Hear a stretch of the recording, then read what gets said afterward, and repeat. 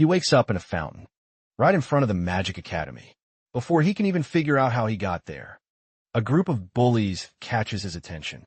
They laugh, admiring how well he serves as a punching bag. He tries to ask who they are, but that only annoys their leader. The guy grabs Leon by the hair and drags him deeper into the fountain. That's when Leon understands what's going on. He uses his water magic and blasts the bullies away. The main bully can't understand how this loser suddenly became so strong. When Leon steps out of the fountain, his presence alone terrifies them, and they run away in fear. Well, it couldn't be any other way. After all, the strongest archmage in history just ended up in a student's body. Leon Klein was a hero of his era, the man who defeated the Demon King, Belfar, and brought peace to the kingdom of unknown origin. Leon was celebrated by the entire realm for his heroics on that fateful day. Now you would think that the time for his retirement had arrived. Time for him to marry a beautiful woman, like Princess Sarah, and live a fulfilling life. However, fate had other plans. The king tasked him with one last mission, a final assignment that would mark the end of his journey as a hero. Reportedly, there was a cave harboring monsters, the last remnants of the Demon King's army.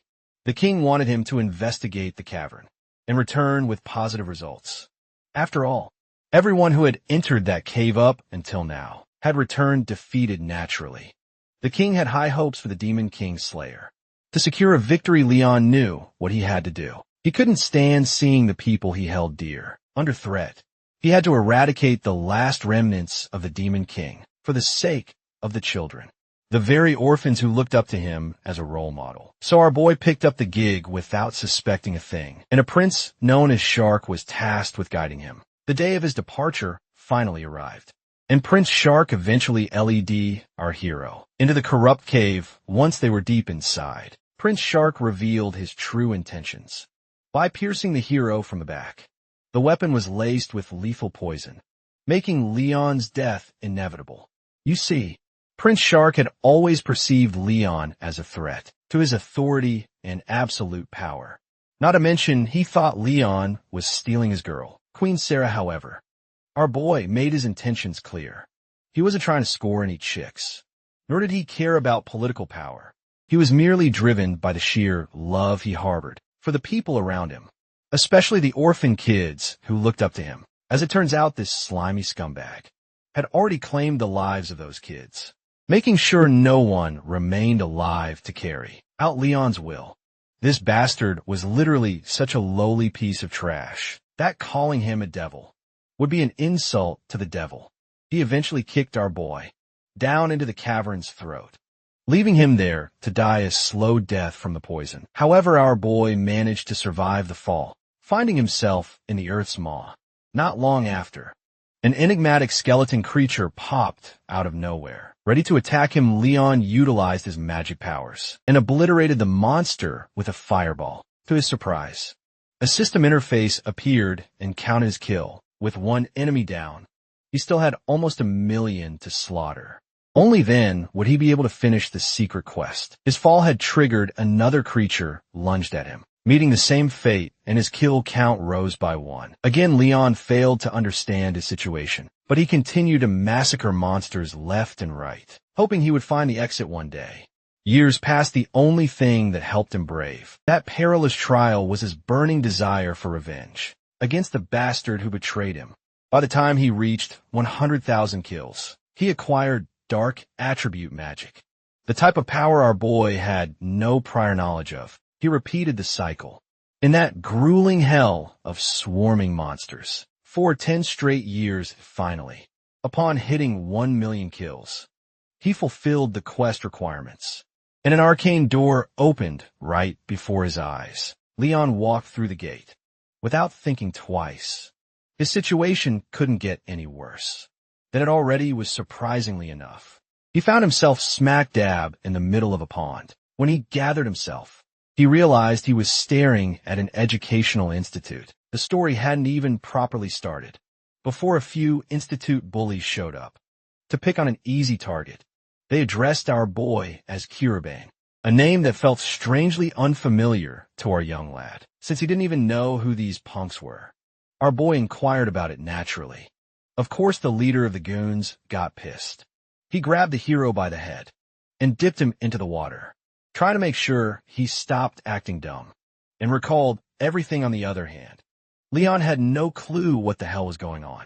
He used one of his magic spells, Armor Flood, and blew those suckers away like trash bags. The goons failed to understand how a wimp just pulled off such a Chad move. These guys made a wise decision and hightailed it out of there before they got their asses hooped any further. Just as our boy was trying to gather his thoughts, he heard a strange sound, an arcane voice, was absolutely amazed by how our boy just blew those losers out of the water, even though his magic was currently suppressed. The uncanny voice, LED Leon, somewhere private, finally materializing into a little girl. The girl immediately jumped to hug him out of the blue, leaving him confused with a lot of swirling questions he wanted this little doll to answer.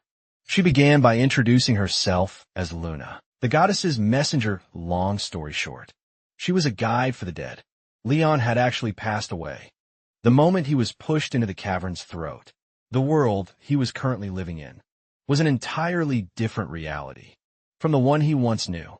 As for the body he possessed, it belonged to a boy named Kiribane, a native resident of this world. Leon took a moment to digest it all, eventually questioning the reason behind his transfer to this world. It seems our boy is going to get all his daunting questions answered, because a massive gate materializes before them. By crossing it, he will find the truth.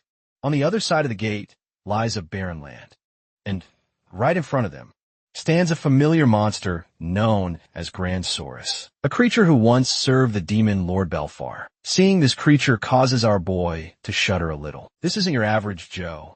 Back then, it literally took him 3 days to defeat this monster. However, Luna assures him that using his new magic powers will make defeating this creature a walk in the park. Speaking of which, Leon remembers the dark attribute magic he was granted while grinding his ass off to finish that secret quest. The beast lunges at its target with no mercy. Our boy doesn't hesitate. Before tapping into the darkness, his swirling dark magic helps him shatter the magic barrier the monster surrounds itself with. And then he conjures up deadly dark claws to nip that bastard by the neck. Just that one technique is enough to snuff out the mighty creature's life. Luna breaks into a happy dance, seeing our boy one-shot that massive beast. Even Leon himself is boggled. After witnessing the hidden potential he possesses, this only makes him even more curious about his situation, and he demands this lowly spill the beans.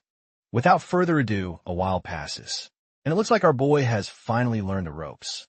Turns out the Demon King, Belfar, will be paying a visit to this world too. The gate from earlier was formed due to the Demon King's influence on this realm. If they leave that gate unchecked, the world might plunge into destruction with the appearance of the monsters. This is why the goddess specifically handpicked him to keep a check and balance in this world. As he ponders his situation further, he notices a familiar crest marked on a fluttering flag. It doesn't take our boy long to figure out where he saw this crest last time. It belongs to the same bastard who pushed him to his death. If this crest is here, it means that Shark has crossed into this world as well. The burning desire for revenge causes his clenched fists to shake uncontrollably, so much so that even Luna notices it. But she can't dwell on it any further and vanishes into thin air, fearing exposure. Someone is coming, and that someone is a female student who wishes to talk to our boy. She sensed the gate appearing right around the area and wants to inquire about it. Before Leon can respond, Luna telepathically insists he can seal the information she seeks. An act obtuse, the boy does as he is told, leaving the girl questioning whether what she sensed was actually a false alarm. She then turns her attention toward our boy, recognizing him as the same student involved with the goons earlier. For all the inconvenience he had to bear due to those delinquents, she sincerely apologizes. However, our boy assures her to straighten up, since it isn't something she should be apologizing for. For one thing, This girl is very upright and well-mannered. Anyhow, the girl decides to be on her way, since what she sensed appears to be a total false alarm. Once she's gone, Luna pops right back up, glazing over that charming lady, who has the exceptional senses to sniff out the presence of a gate. Luna believes that this girl is a potential candidate for a love interest, just like in any typical school novel. Night descends. Our boy finally makes his way to his dorm room, only to find curses and insults plastered all across his door. The student body responsible for this heinous, yet low-level crime, is already standing around the corridor, snickering like a bunch of cowardly hyenas. Nonetheless, Leon prefers to avoid these people who are beneath him and proceeds to get into his room. Inside, Luna launches a full-blown tirade when he settles in, furious that those guys dared to write such low-level stuff.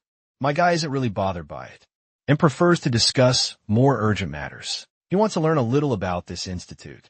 That crest he noticed on the flag is the same one Prince Shark wore. Perhaps Shark also crossed into this world, along with the Demon King. Sadly enough, Luna doesn't have the details he wants. She's just as clueless about this world, although she has been peeking into this reality.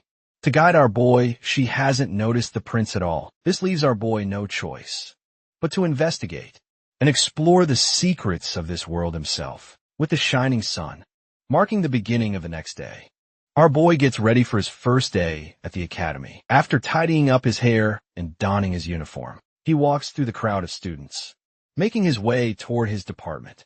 He is attracting way too much attention, with all eyes glued in his direction. After all, my guy's attitude and the aura he exudes totally command the room, and he deserves every bit of it. In the few classes he takes, he learns a few fundamental things about this world. A few years ago, mysterious spaces called gates started appearing all around the globe simultaneously. People who could use magic also emerged in order to combat this situation. People who possessed innate magical talent started raiding these gates, farming valuable items and minerals along the way. These raiders were dubbed Seekers, with the increasing number of magic users wanting to become Seekers. The need for institutes to nurture these talents arose. Thus, this sacred Imperial Academy came into existence. It is a safe haven for those who aspire to become Seekers. Do you recall that girl who came after our boy, looking for a gate? Yep. That girl is this Academy Student Council President. Her name is Izumiya Makoto. She is currently impressing everyone out on the school fields with her exceptional magic talent, and our boy watches her from the class window. After class, as he walks through the corridor, he comes across the same thugs he dealt with yesterday. By the way, our boy's name in this world is Kurabayashi Koen, the one with the ugliest face, who is also the leader of these goons. Steps forward wanting our boy to run an errand for them. But my guy, being the Chad he is, gets on the bastard's nerves with a sharp, yet simple jab. The thug loses his patience, especially since he already wants to relieve the pent-up frustration caused by yesterday's humiliation. As fate would have it, Izumiya arrives at that perfect moment, witnessing this unfair bastard about to unleash a lethal magic spell at his victim. She yells a warning at the thug to freeze, but her warning comes all too late. The bastard ends up unleashing his spell. Our boy doesn't sit around idly either. He taps into his dark attribute magic and gobbles up that piece of stone. The bastard conjures literally. That giant boulder vanishes into thin air, leaving the bastard's jaw hitting the floor. My guy doesn't stop aura farming there. He just walks past this chump, without a care in the world, ignoring the council president as well. After classes, Kiribane returns to his dormitory, only to find a threat note from that same scumbag, demanding our boy meet him in the training grounds. Luna suggests he simply overlook this idiot. Kiribane, however, is willing to give this guy what he is asking for. This will also act as a step toward diminishing the hindrances in his path. Hearing this, Luna gets fired up, ready to deal with the menace during the night. Our boy finally meets those thugs in the training ground, just as they expected. The leader puts his goons on standby, since he wanted a one-on-one fair duel. He wants to teach the lesson he thinks our boy deserves. Similarly, Kurabayashi wants his opponent to never mess with him again. If he wins the duel as expected, the bastard cracks up in his signature anime laughter, thinking he is the one calling the shots. My guy, on the other hand, stays unhinged and challenges this clown to charge forward. Without wasting precious time, Kurabayashi's bravado gets on the bastard's nerves. Instead of the one-on-one duel he asked for, the bastard doesn't even bother to honor his own words and calls forth his goons to attack. The unsuspecting goons charge right into their demise. Without thinking twice, the scummy, slimy leader feels really proud of himself after lying about the fair fight. But my guy remains unbothered. For all he cares, even if 100 of these bastards came at him at once, it wouldn't be a problem with a mere flick of his hand. He conjures up dark attribute magic, using a technique called denial mirror. This allows our boy to turn their attacks back against them. That single spell is enough to knock these bastards out of the competition. The gang leader is left with his jaw suspended in the air. He knows he has royally screwed up by pissing off our boy. And my guy isn't thinking of forgiving the bastards who dare to launch a sneak attack behind his back. The leader has no clue what kind of mess he has gotten himself into. You see, in this world, magic is categorized into 4 attributes: wind, water, fire, and earth. The kind of magic our boy wields doesn't fall into any of those categories. The bully is having a mental breakdown over how the once useless Kiribane is wielding such unheard of magic. The bastard realizes too late that he has only screwed himself further by calling Kiribane useless. In that critical moment, our boy is absolutely livid. He isn't going to let a scumbag walk the face of the earth until he changes his shitty attitude. The goon thinks his pesky fire magic can save him, but he is proven wrong soon enough. Well, my guy knocks him out cold with the help of his dark arts. Kurabayashi doesn't just put this guy to sleep. He makes sure to suck up all the mana. This bastard possesses a one-of-a-kind ability only a dark attribute magic wielder possesses. Kurabayashi hopes this will be enough of a lesson for the guy to realize he mustn't bite off more than he can chew. Suddenly, the entire place falls into chaos, with urgent sirens blaring to evacuate the area. A gate has appeared within the academy grounds, and the students are told to flee, since the threat level is Category Red, supposedly the highest danger level within the dormitory building. Students are in utter chaos, scrambling to evacuate, while the council president is there to make sure no student is left behind. Senior is also there to help, urging Izumiya to leave the place. As per the headmaster's orders, she too is prohibited from engaging a red category threat if anyone becomes a casualty in an attempt to battle the gate. The academy will have to bear the responsibility. However, the girl has her own reasons to step in. Not long ago, when a Category Red gate appeared, the neighboring residents suffered huge damages, and she refuses to let history repeat itself. Not to mention, the only reason this academy exists is to nurture talent that can combat these gates. That's precisely why she intends to take on that gate herself. Meanwhile, monsters have started to pour out of the gate already, with students running away scared shitless. One even tries to use his earth magic to scare off a following beast, but the creature chews the stone with its jaws and lunges at the student. Luckily, the goddess of the school arrives and takes down multiple beasts at once, saving that student from getting a nibble taken out of his ass. She instructs the student to seek the assistance of his fellow students and evacuate far away. The girl is worried that if this gate isn't stopped immediately, the beast could make their way into the city, causing unnecessary destruction and panic. With no choice, she is ready to challenge the gate boss herself. Meanwhile, our boy and his lolly, Luna, are watching the goddess take on the challenge and enter the gate before proceeding. The boy wants to know how they can close the gate. Luna's response is fairly predictable. All they have to do is defeat the monster that controls the gate, which you can also call the boss.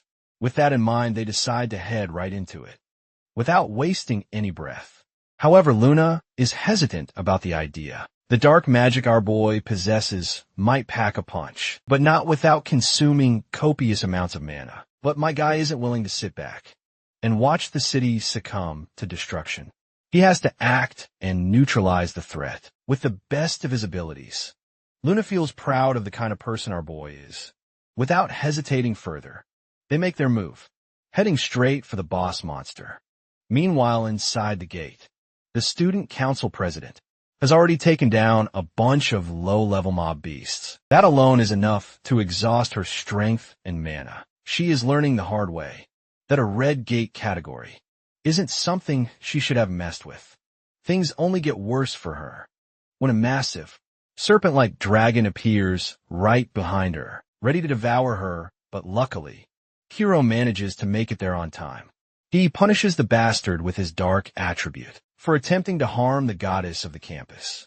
As a monster falls, her eyes linger through the haze. Locking onto her savior, Izumiya is starstruck, watching her academy mate arrive and decimate the creature in one blow. She thanks him for his help, while Luna is just happy that they saved her in time. Kurabayashi is glad that Azumi is in one piece. And yes, the one piece is real. The part that's bothering her the most is the kind of magic he used just now, causing her to even wonder what kind of guy he really is. Instead of focusing on that, our nonchalant king emphasizes that they should first close the gate, reminding her that she came here for that mission in the first place. Izumiya suddenly remembers her real goal and agrees with the idea of finishing things up first, though in the back of her head, she just can't seem to pass off Kirabanerin. As an ordinary student, that's because this dude placed dead last during the mock battles conducted at the academy, which means bro had the shittiest grades imaginable. But all of a sudden, he's out here moving like prime Mike Tyson, especially when he uses that strange magic type. Anyway, they get their feet moving to clear the gate and look for the boss monster. On the way, they're confronted by a bunch of monsters, to which Izumi activates her Aqua Prison spell, caging most of them in a vortex of blue, spiraling them in a floating water sphere. Even Luna admits that this student president is impressively strong for her caliber, which is something that our boy likes, as Azumiya is fitting for the top evaluated candidate of the Imperial Academy. Suddenly the ground erupts before them as a titanic golem with a sculpted physique tries to smash them. Our boy dodges the golem's smashing attempt, retaliating with dark attribute magic. Kurabayashi casts Blind Edge this time, a powerful beam strike that obliterates the golem in a single blast. Izumiya is left astonished, watching the monster crumble away to pieces, realizing that this man is out here moving like a legend. It's not even the fact that he's deploying a unique kind of magic, but rather how effectively he's using each spell, alongside perfect casting speed. It's almost as if she was watching an experienced mage, someone who had spent decades on the battlefield, before this mediocre fight anyway. The duo goes up to confront the boss lair. Kurabani tells the student president to get ready, as both of them step into the room of the gate master. This red noodle is a sick-ass dragon with an amazing design. The beast is formally called a lava dragon, and it's no ordinary threat. Izumiya dubs an extremely powerful monster, documented in their books. And even our boy tells her to be careful, because the creature will rampage, with both its fire and tail attacks. At long range, the rampage is about to begin, when the beast prepares a fire blast using its magic, before erupting a hyper beam, like the Pokemon Rayquaza. From that one scene in his fight against Deoxys, the tale follows soon after, as Izumiya is caught off guard and barely manages to avoid being crushed under its weight. It's all thanks to Kurubane's warnings that she managed to prepare for the dodge.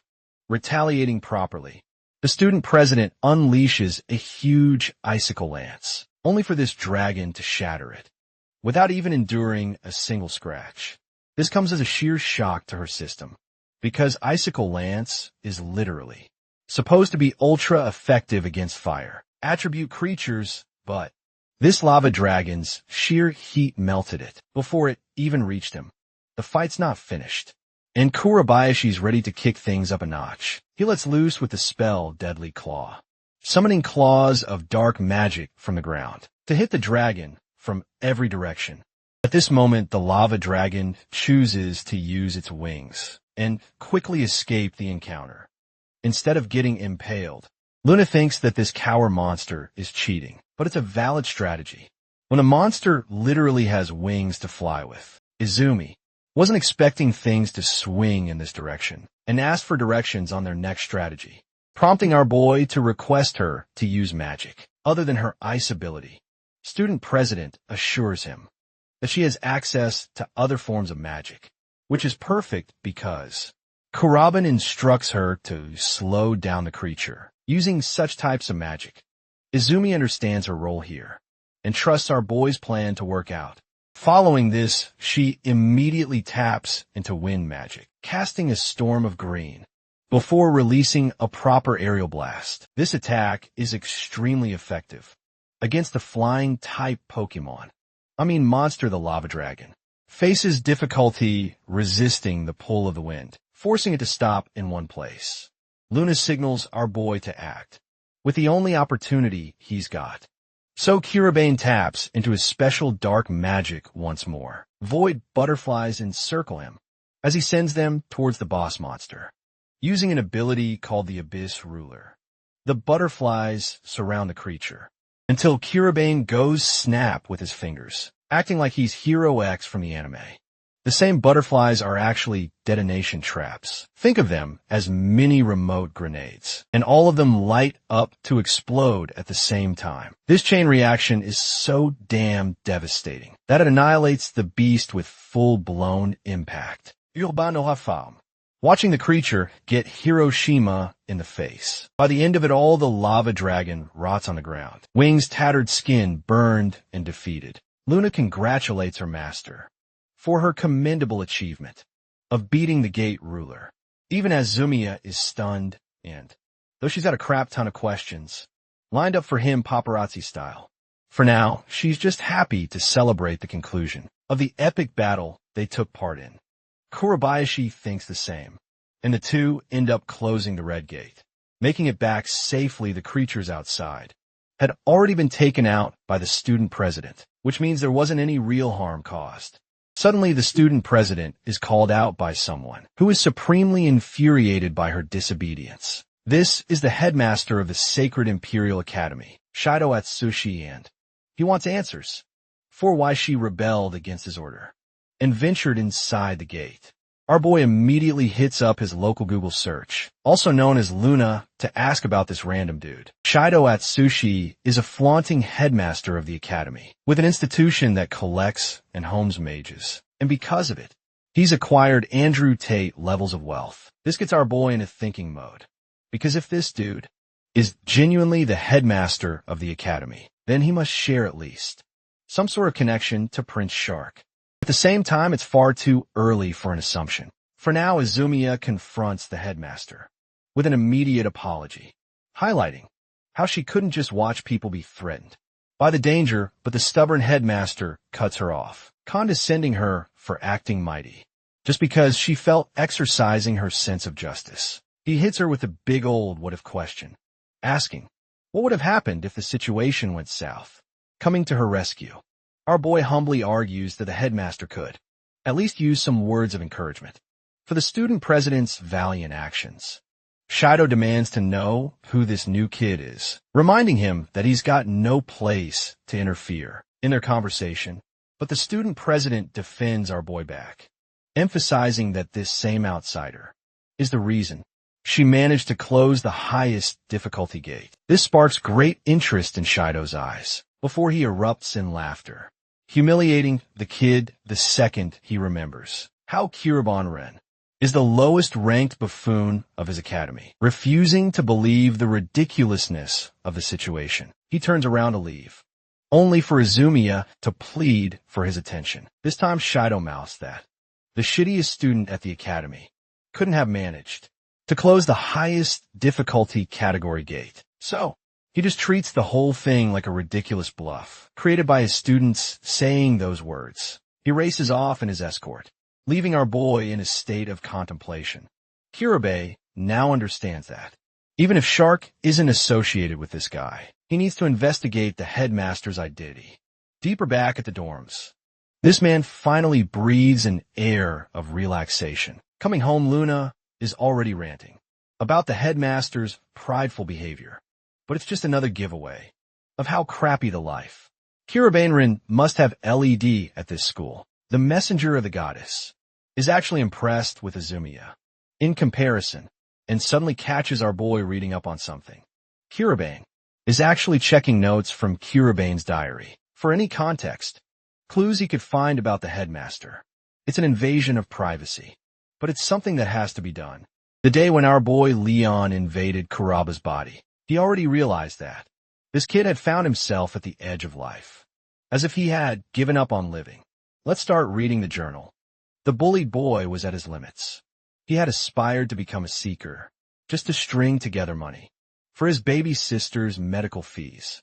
But unfortunately, he despaired at the realization that he had zero talent for magic. This one weakness became his life's legacy, as people treated him like dog shit.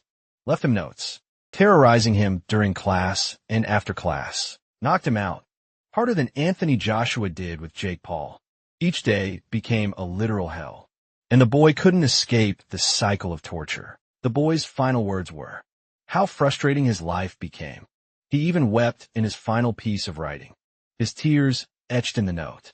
Reading all of this, Luna realizes that Kirabain is truly shaken. He stares at the moon, declaring that he's got to serve justice for life, that this poor boy endured.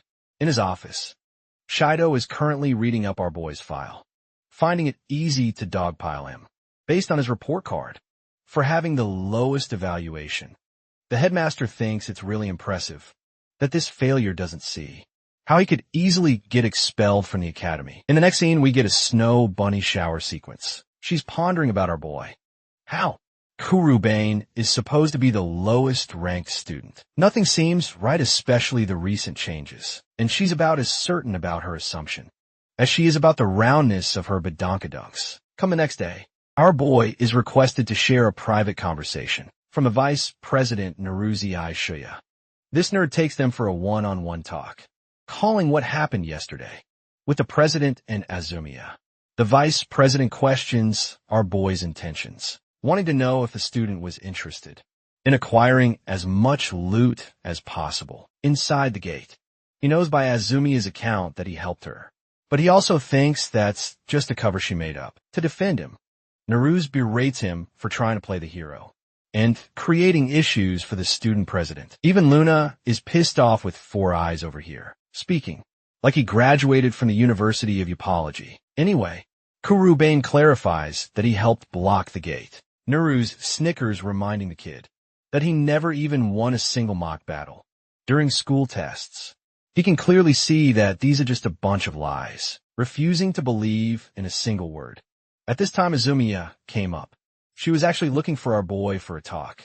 Now that she's here, Naruz closes up the discussion, ordering them to let the student council handle things. Next time, as for Azumiya, he instructs her to come meet him the same afternoon for a discussion, watching him leave.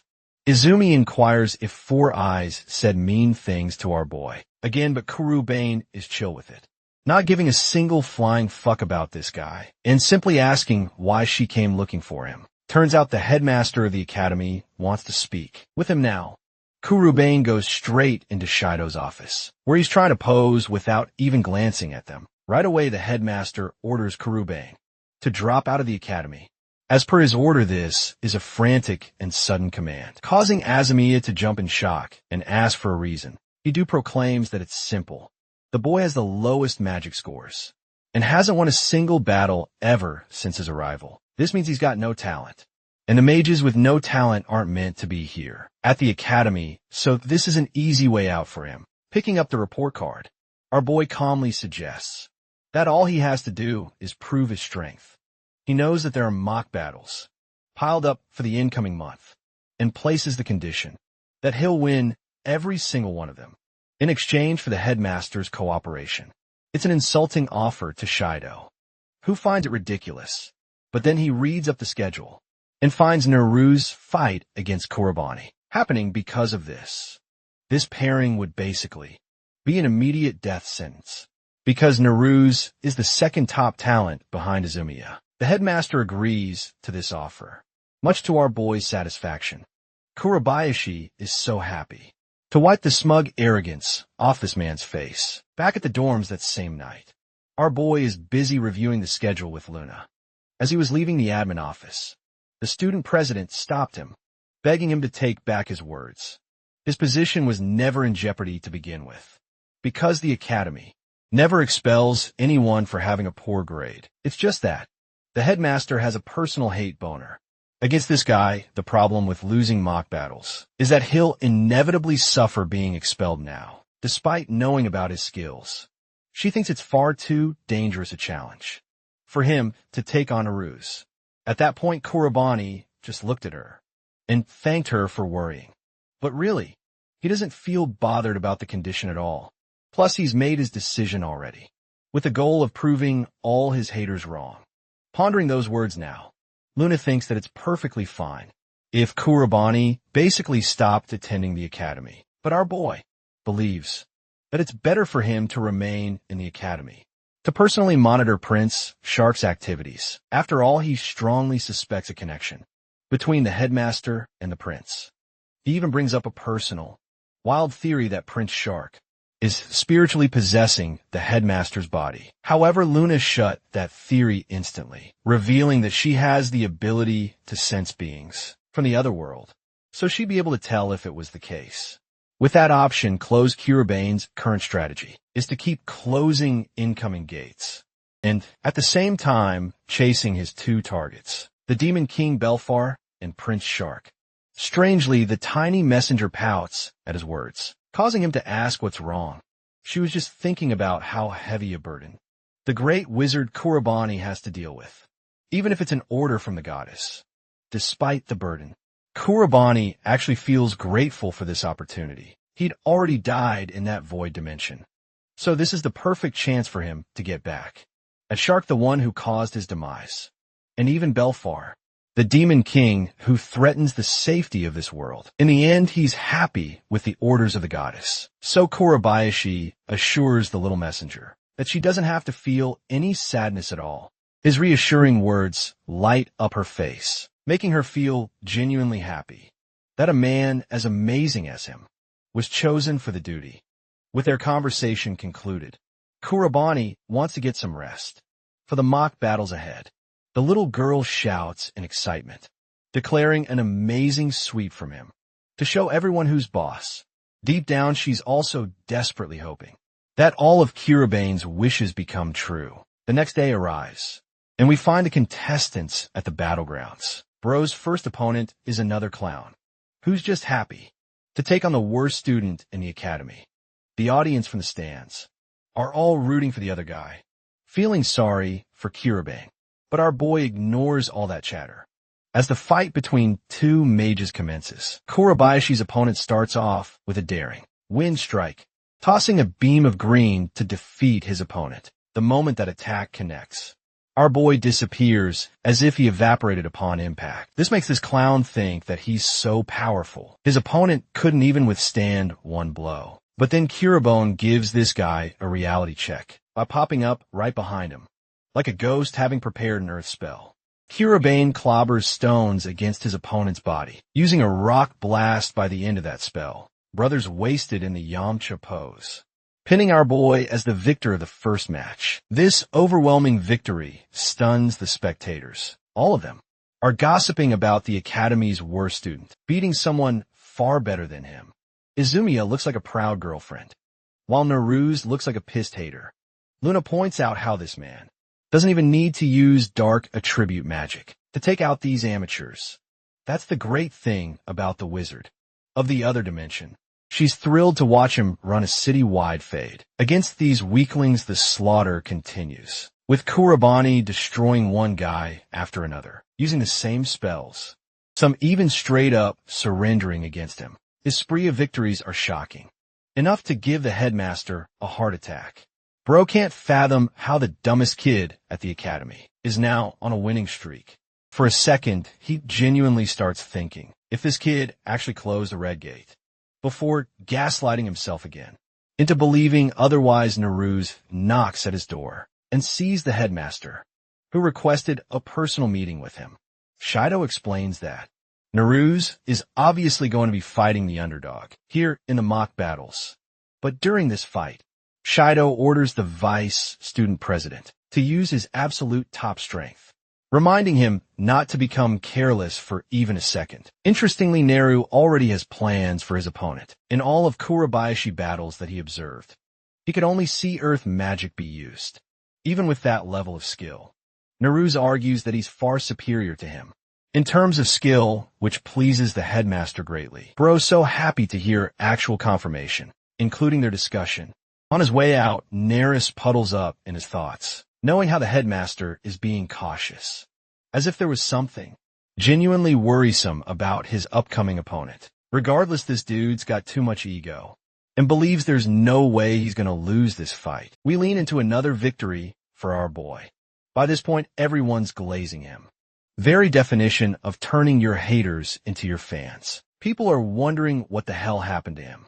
While Kuroboni understands that he's doing well, Izumiya gives him some water and reminds him that he simply requires a final push before attaining total freedom.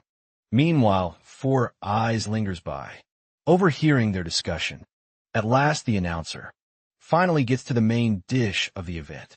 The mock battle between Kurabin and the vice president. Naris, both fighters step up to glare each other down, and the shit talk begins with Naris advising his opponent not to get cocky. After his recent victories, our boy manhandles this virgin by playing it cool, expressing that he's only interested in winning. Naris thinks he's on that Aizen energy and can't lose because he's seen everything. But our boy foretells the future of his victory. Set in stone, Four Eyes commends his courage, vowing to make his opponent regret such a decision. The scene is tense, and everyone's eyes are glued in as the final fight begins. Four Eyes' confidence is actually creating holes in his thoughts, because the idea of a bottom ranker wiping the floor with other students is mind-boggling to him. He's starting to wonder if Kurabin intentionally planned all of this from the beginning. Collect a winning streak by hiding his real powers. Whatever 4,000 IQ strategy his opponent cooked, Naruse is hell-bent on destroying it. He starts off with the activation of high-ranking wind magic, casting a bow and arrow for a lighting shot spell. Upon the release of his bow, he storms 3 thunderous arrows, blitzing towards Kurabane's direction. Responding appropriately, our boy plants his hand to the ground, summoning a giant clay wall for the perfect defense. The sheer size of that thing astonishes his opponent, as even his high-ranking spell just simply bounced right back from the wall, causing no damage. The wall melts, and so does Naru's confidence. You can't even fathom how he couldn't land that hit, even when he cast it earlier. The audience is in shambles now, stunned that Kurabane is capable of countering the vice president. The embarrassed Naruse tries to regain his composure, reminding himself that his opponent can't use anything aside from earth magic. With that in mind, he throws up his hand for an activation of earth magic of his own. Naris cast giant stones, levitating just over his opponent, before raining them down in a meteor shower, or in this case, a rock shower.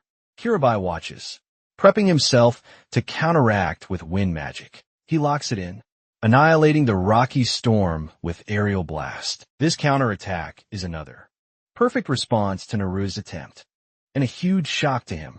Four Eyes is terrified to realize our boy can even use wind magic, while the audience is ecstatic, cheering for the underdog's performance against the vice president. Some of them start to question how this kid has access to multiple attributes. And the reason is simple. Izumi internalizes that. Multiple attribute casting wizards are rare, because it takes a long while for someone to even hone one kind of magic attribute. Even if they successfully do that, proficiency with one is usually less than the other. But Kuroboni is a goddamn machine. Bro is literally out here, perfectly casting dual elements. Ruse blurted out his frustration. He didn't calculate our boy's usage of another element. Kurabayashi's fed up and directly asks why. This scumbag likes looking down on people. A response that appears incomprehensible to Neris. Our boy goes off highlighting how the vice president assumes things quickly, has a shit ton of arrogance and even recklessness. The only thing good about this guy is his magical prowess, but his personality is worse than that of a wet tissue paper. This humble reality check stuns the vice president, who takes it the opposite way and thinks that our boy is intentionally trash-talking him. He goes off on this speech on how he only acknowledges the strong, and the only person that fits that category is Azamiya herself. He's tried his best to become worthy of standing shoulder to shoulder with her. That's why he's got such arrogance, to assume that the weakest student isn't a match for him, fueled with anger. Naruse casts a special water spell, another high-rank attribute magic. The audience knows that this attribute is supposed to be 4 eyes, best one to date. Declaring at the end of the road for his opponent, Arust shoots off the water spell, successfully entrapping Kirabone's leg in place. Then a violent blue storm envelopes his body. This mighty spell is called Casitas, Naru's final trump card. It's so powerful that not even wind magic is enough to tackle it. Earth magic is the same. The vice president assumes his victory, especially as he watches Kiraborn sealed in ice, as if he was Aang from Avatar. The difference is the Fire Nation, attacked from within his body, baffling 4 eyes. Once again, the icicle cage starts cracking, and so do all chances of Naru's victory. For this fight, the ice is crushed with the searing flames of Kiribane, a revelation of a third attribute from the weakest student. But that's not all. Kurabani goes on to make a point that he can cast more types. For example, he gathers enough ice to form a gigantic boulder, then he crushes it with his might, scattering the fragments all across the arena. Those fragments strike the ground all around Neris, a wide-ranged attack that deals him minimal damage, as most of the fragments graze past him. By the end of that ice storm, the vice president is on his knees like a good boy, having no defense against it. Kurabayashi towers over his victim before leaving the clown with a single piece of advice. For his future goals, he tells Neris that the only way for him to achieve his goals of acquiring strength is if he looked further ahead instead of looking behind. But even if he did that, he wouldn't be able to reach beyond his limits. Basically, my man pulled the politest curb stomp trash talk ever. In the end, Naruto asks the same question as everyone else. Just who is this man? He tries to bolt towards Kiribane, who doesn't even bother to look at him. As he collapses down, fight's over. Kiribane Ren is officially dubbed as the victor. That same night, we get a juicy reaction from the headmaster, who's royally pissed off, unable to conceive how the weakest student ended up wielding 4 attributes out his ass. Izumi's words flash in his memory, and yet he denies the truth, even after convincing evidence, taking matters into his own hands. He curses our boy literally beefing with a child, by the way, and hits up a number to forcefully expel him. It's nighttime, and while Luna is out here snoozing, our boy is chalking up his thoughts. After the fight, he won thanks to this. He managed to get the headmaster to revoke his expulsion, which begs the question, how should he strategize from here on out? He's got a bunch of notes already scribbled down, his main 2 threats, and the academy's connection with it all, though he wants to personally ask the headmaster about some things. It turns out the guy's gone on a personal business trip. This means his top priority at the moment are the problematic gates. If he can only block them, then he can safely connect the dots. Behind the ones connected to Demon King Belfar, the great mage wonders who his first target will be. As the scene transitions to the following morning, in his classroom, a certain figure enters class, stealing our boy's attention immediately. The teacher writes his name on the board, declaring himself the newly assigned teacher of the class. Hashiba understands that it's sudden news, but hopes the students will take great care of him. The girls are already simping for this guy, while our boy shares a look of suspicion, knowing something's up. During cafeteria break, the students discuss the epic mock battles. All of them are busy talking about Kuraba's exceptional performance, especially the way he dominated the Academy's second-best asset. Some of them are even beginning to wonder if that guy will be able to teach them magic. Izumiya comes around to sit across from our boy and praises him for his exceptional performance at the mock battles. Furibane accepts the warm compliment, while she glazes him further and thanks him even more for fixing Naru's behavior, even though Four Eyes felt disgusted. Being patronized like that, he did end up agreeing with his opponent's words. Even then, Izumiya refuses to let the situation regarding the headmaster go free, especially the way he handled the expulsion matter. This makes Kurubane curious enough to ask about Shido's personality, questioning if he was always like this. Apparently, Shido was a former seeker, so he was a good mage, but lately, people have started speculating about him, possessing some nasty connections around him. That tracks with Kurabayashi's assumption. But suddenly, news erupts to inform an influx of gates on the rise. These gates have been popping everywhere, but also being shut down by competent heroes. Even then, people are told to remain on guard and urged to not approach the surrounding gates, especially if they're ordinary citizens. Without magic, this reminds Kuribi of Luna's words. She told him that any gate that was left unattended for too long would end up unleashing monsters that would ravage the whole world. Of course, not on this man's watch, as he was going to ensure that a dark future never came to be. The great mage shares his personal request for Izumiya, and whatever he talks about is left unexplained. As the scene cuts to the dead of the night, Kurabayashi intends to patrol this region to check if a gate would appear nearby today, while Luna shares how he's been clearing all the gates that popped the moment they appeared. He finds it really cool that he's the secret superhero, wiping out gates without anyone noticing. In the midst of their conversation, a green gate carves open its a category green level. Kurubane confidently strides his way inside, interested in scoping out the surrounding environment. It's just a bunch of trees, though.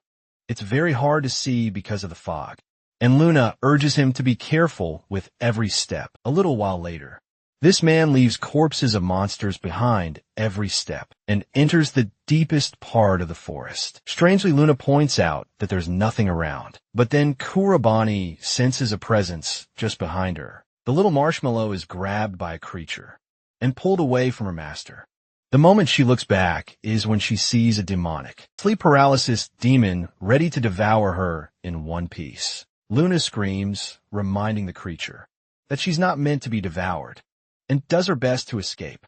Meanwhile, our boy instructs her just to stay still, proactively gesturing the use of dark attribute magic. Once more claws of purple erupt from the tree, jutting out in an effort to impale the gargoyle. The creature tries to escape, but a deadly claw ends up piercing him from every direction, turning the monster into a cheese slice. The hits are fatal, causing the monster to topple. It's weighed down to the ground.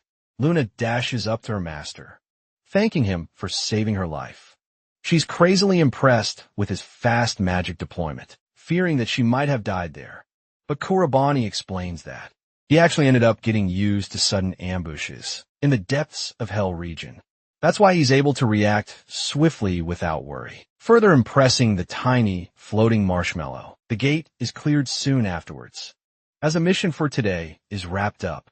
Kirabane's happy to have cleared this region of gates and is about to head back, when suddenly a bunch of earth spikes zoom towards him. He leaps away from their destination, avoiding each hit and focusing on the assailant who tried ambushing him. Just now, Kurabayashi locates this person, looking down at him from atop a building. This guy is pretty damn impressed, and it's pretty obvious that this dude is actually Hashiba. His newest teacher just so happens to be part-time John Wick. Of course, our boy has absolutely no idea who this guy actually is, just that he's an imminent threat to be dealt with right away. Kurabani instructs Luna to hide, as they're facing a competent opponent here. She dashes off, while our boy demands to know about his identity and his intentions of attacking him.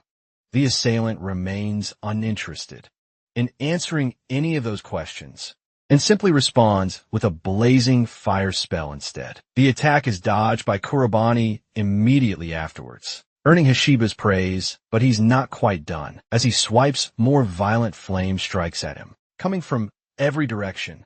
Now our boy is surrounded, and he's got nowhere to run. Ashi was confident in this one being a hit, but he forgot to consider one crucial factor. The ultimate wizard commands open darkness magic, using a spell called the Grim Eater, which carves an open space, swallowing up all of the flames into a different dimension. Kiribane effortlessly got rid of the attack, stunning the assassin, who had never seen this kind of magic used before, in his life refusing to let him get away. Kiribane commands the use of Deadly Claw.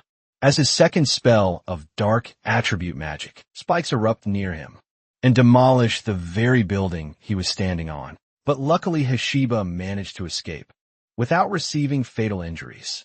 He's inflicted with a sharp gash on his arm, reflecting on how his opponent has access to a strange kind of magic, but instead of focusing on that, his current objective is to prioritize running away, because the predator has quickly become the prey.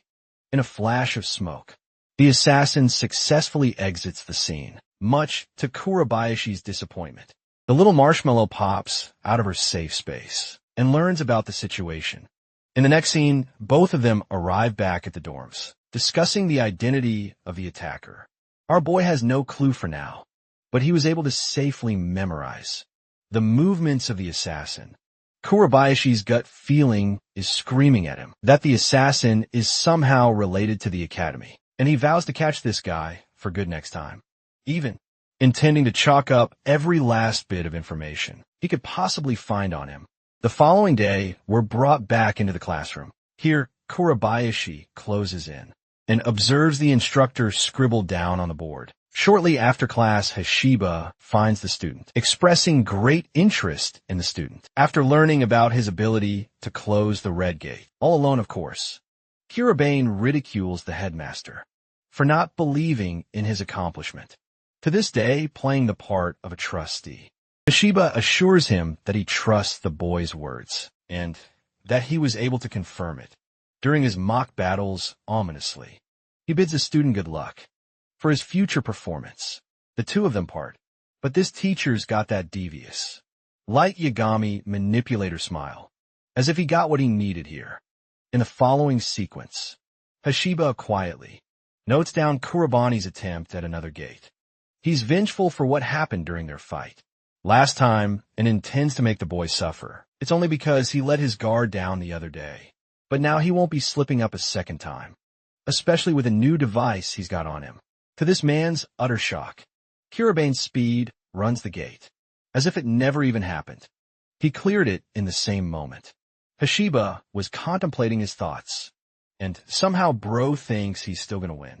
Using the device, he signals his men to move in. The rest of the assassins pop out of the shadows to jump one kid, acting like he's the 20-finger version of Sukuna, or something. All of them combine their spells to dish out an explosive finish, mounting to a great destruction.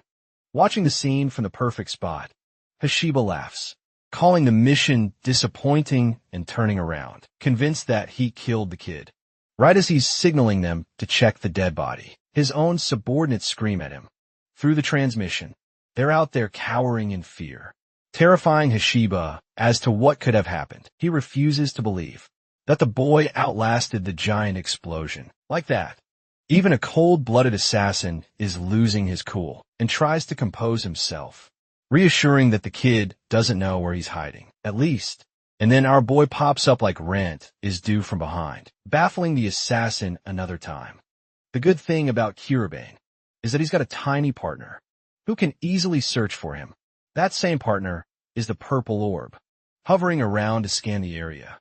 Its Luna doesn't matter though. Kiribane's got this dude cornered, and releases a ripple wave of wind. This causes Hashiba's mask to drop, exposing his identity out in the open. The assassin doesn't even know when the boy managed to figure it out. Remember when Kurabani was carefully eyeing down the way he wrote on the board? It's because he figured out Hashiba was using a different arm for writing just after the fight, thanks to the wound that was inflicted on him. Then he inquired further using Izumiya, and discovered that the instructor happened to be a former seeker. That checked out with the flame spells the assassin used the other day, confirming his identity, as all dots traced back to one person. Hashiba Kisuk haunting him. Kurabayashi questions if this man has recovered his lost resolve. He intends to make this guy talk. For all the reasons he bothered, attempting to assassinate a student. Hearing this, the maniacal assassin bursts out a laugh, praising the young boy for cornering him like that, to the point of piecing together his identity. At the same time, he reminds the boy that he's merely a student, one who shouldn't act so cocky. Saying so, bro carves up a literal supernova attack, like he's on some Dragon Ball Z Frieza energy. The very surrounding is melting, just because of the residual heat. Hashiba laughs, spelling the end of it all for the boy. This is his ultimate technique, the one he used to disintegrate thousands of powerful monsters, a trump card he doesn't use often, declaring the end of his target. The assassin sends the fucking sun at his direction, while Kuraban appears to be mugging in the distance. The protagonist is actually well familiar with this spell, and suddenly Hashi's confidence cracked. He couldn't believe his eyes. The student had cast a version of his own fire attribute magic, a technique called the Crimson Blaze. Is it just me?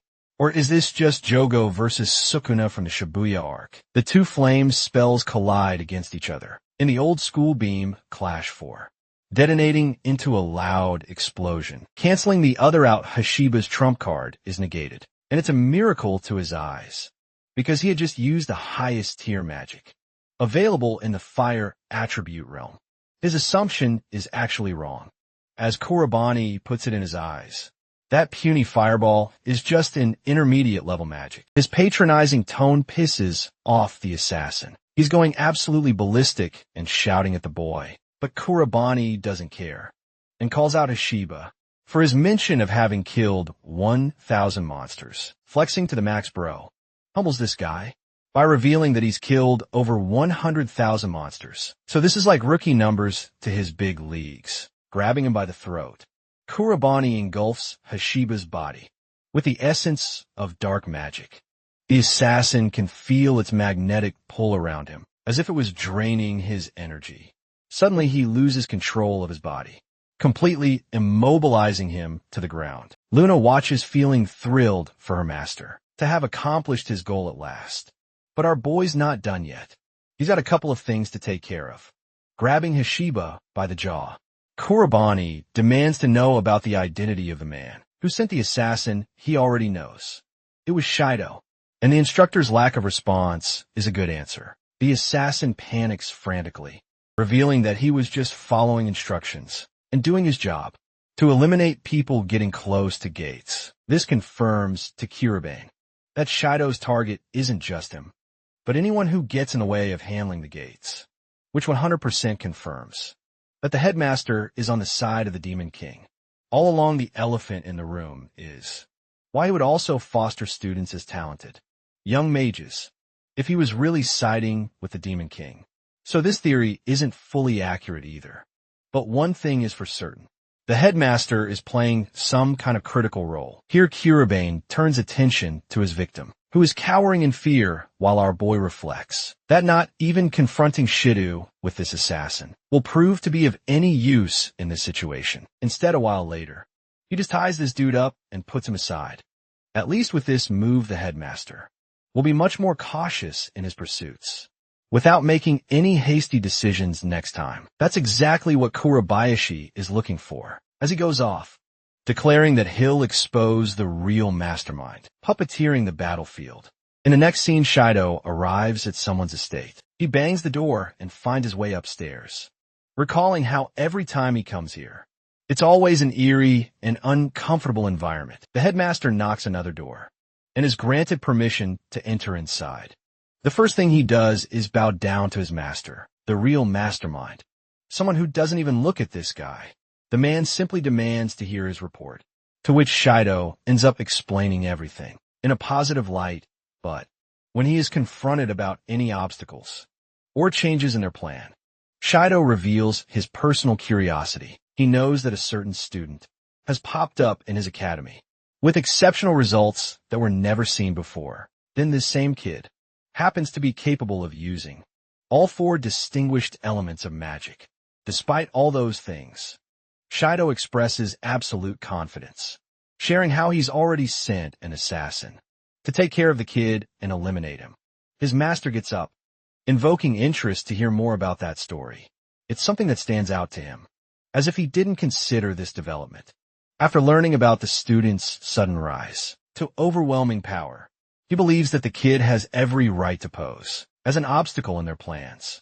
But the headmaster is still too confident about the assassin he sent after the kid, assuring success with that mission.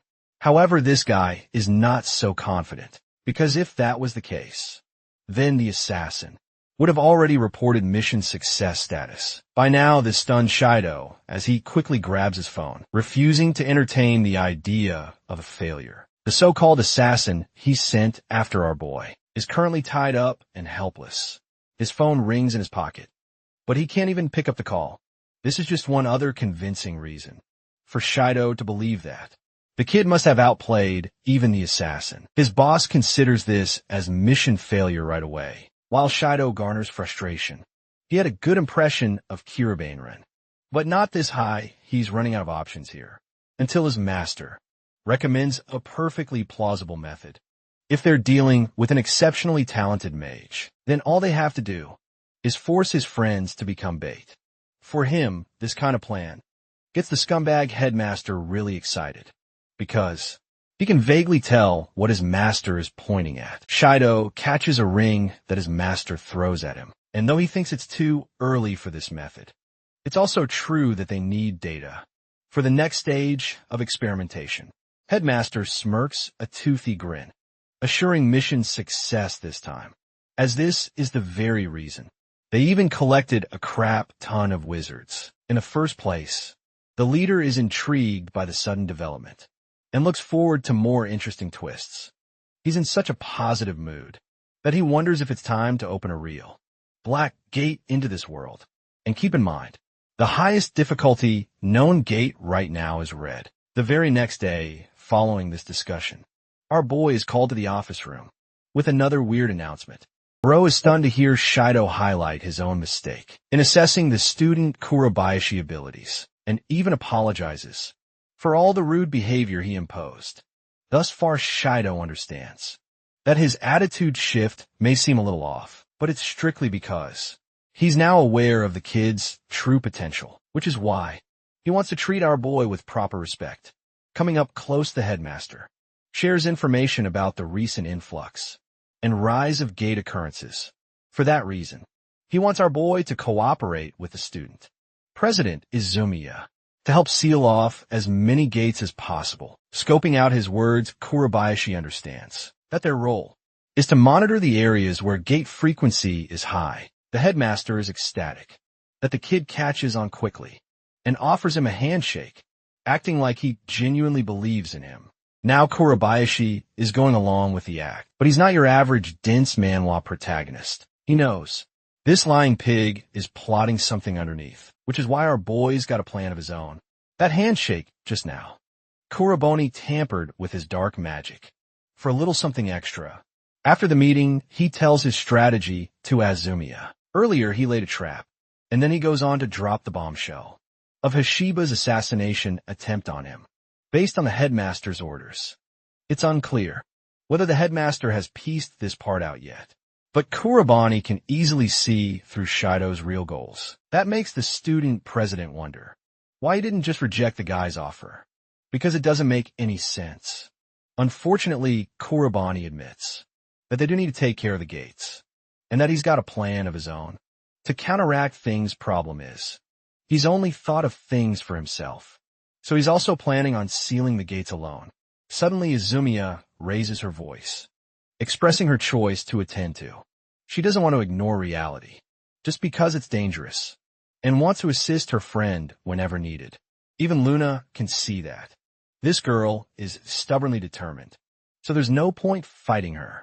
Ultimately, our boy accepts and sets the evening hours for their mission. In the next scene, they're getting ready for the raid hunt, walking around the area. They strangely don't sense any gate awakenings. Here, while they have free time, Kurabani directly asks her if she's afraid of the monsters lurking deep inside gates. Speaking the whole truth, even the student president admits that a part of her is terrified. But despite her fears, she has a duty to protect the innocent from the people who threaten them. That's the very reason she signed up to become a wizard in the first place. Her strong sense of justice is actually a clear reflection of the great wizard's past image. Those were the exact words this man spoke before his journey to kill the Demon King. Dropping the cool girl persona, Izumiya blushes and warmly tells Leon that she'll always have the strength to fight, as long as she's standing by his side. Her risk game is unfortunately blocked by the appearance of a violent gate reaction. This kind of crackling, dark energy stuns even our boy. Both of the mages are too startled to even react, as the gate uses dark vines to trap Izumiya, forcing her inside the gate. Our boy is helpless to save the damsel in distress, in time as the black gate swallows her inside. Its sudden appearance was unanticipated by Kurabani, who is terrified by the severe pressure just exuding off the gate. There's no time for him to be afraid, as his friend is in deep danger. The one operating the whole situation is the headmaster, who is watching the scene unfold on 8 different monitors.